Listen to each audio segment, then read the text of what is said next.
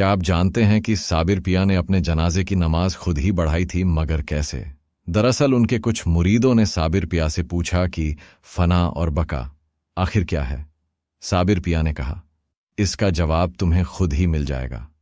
फिर कुछ दिनों बाद जब साबिर पिया का इंतकाल हुआ, उनका जनाजा तैयार करके लाया गया। सब लोग इंतजार में थे।